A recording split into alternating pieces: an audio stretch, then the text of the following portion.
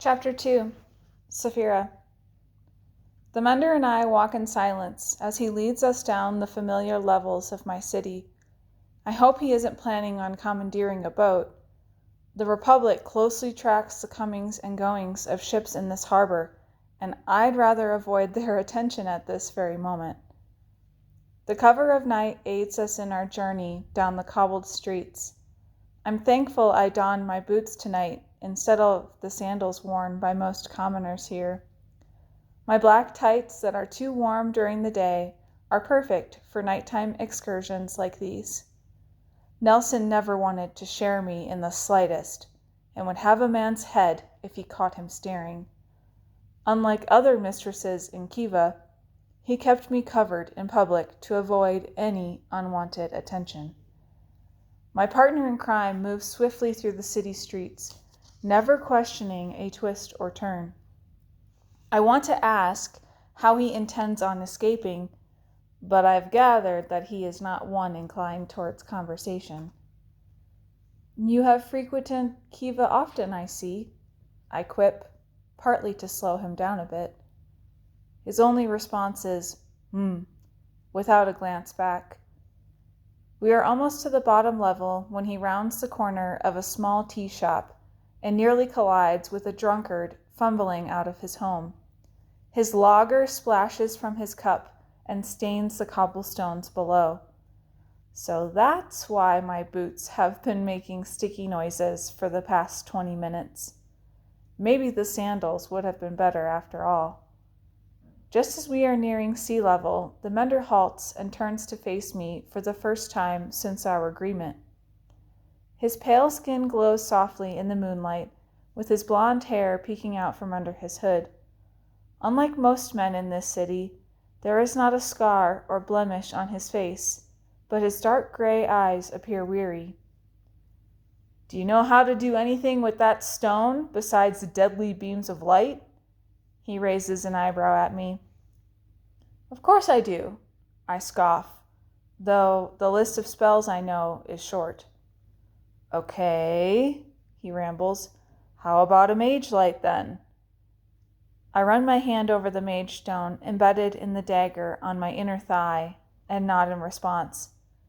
Mage lights were one of the first spells Senna taught me. They came in handy when running along the sea-level streets where she patrolled at night. We will need them in the tunnels. Keep them close and extinguish them if you sense another mage nearby, he orders. You think I don't already know how to conceal my magic? I roll my eyes at him, though I'm not sure how I would sense another mage. I think you have no idea how to control yourself based on your little display earlier, he answers. Why this route? The tunnels are run by thugs and thieves. We are better off using the main road during the day and slipping in with the hundreds of other people going in and out of this city. He sucks in a deep breath and turns to face me again. Have you ever escaped this city harboring an unmarked mage who just assassinated one of the richest noblemen here? I close my mouth. He's right. In all of my 38 years, I've never even set foot outside of Kiva. I enjoy reading about the histories of Amaria, but I never really had a reason to leave. Nelson may have hurt me in many ways, but he made sure I was never without food, safety, and shelter. The lands outside of Kiva are alien and full of untrustworthy people, especially for someone like me, someone with a precious stone. We hear a crash and instinctively crouch to hide. A cat jumps out of a trash bin that has fallen over nearby. With a tinge of panic in his voice, he asks, "How soon will somebody notice that your lover is missing?" Would you call our little display earlier a quarrel between lovers? I ask sarcastically. He gives me a blank stare while he waits for more useful information. His servants will start searching at daylight, I add. Good. That gives us time to make it through the tunnels and into the cover of the redwood trees. We weave our way through the dirtiest of the sea-level streets. Rats scurry out of our way, and the cobblestone turns to dirt and sand. As I have not ventured this far down in ages, childhood memories flood my mind. I spent 13 years playing in these sands, spending my days knee-deep in the water collecting clams.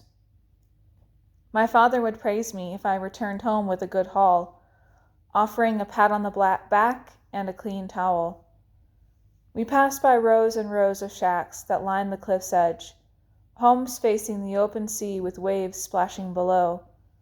We are at least 30 minutes from the harbor when the mender opens the door to one of the many homes and slips inside. I follow quickly behind this stranger in the dark. The shack is empty, save for a gaping hole in the center of the square living space with a wooden ladder leading below. "That mage light?" he asks with an expectant look. I delve into my senses and search for the point of contact between my Amorite stone and my body. As electricity warms my body, I reach out my hand to release the smallest amount, just like Senna taught me. A floating orb of light appears above my palm, granting me a nod of approval from the mender. The room lights up propaganda papers littered across the walls of the shack. "Free the people of Yurnay! Dethrone the Republic! Mending for all!" Clearly, the unmarked mender doesn't play by the rules of the Republic. He descends the ladder while I wait for the splash of his boots below. I follow behind him and get my bearings once I've landed. The tunnel is carved into the limestone, reaching about 6 feet tall and wide enough for 2 people to pass at a time. My hair, pinned at the top of my head, brushes against the wet stone ceiling. The mender and I move shoulder to shoulder, with the mage light hovering between us. I want to ask him how far we will travel in this fashion, and realize I still don't know his name. "What can I call you?" I ask as I turn to face him. He hesitates a moment, as if he is weighing whether or not he can trust me. Under his breath, he whispers, "Liam."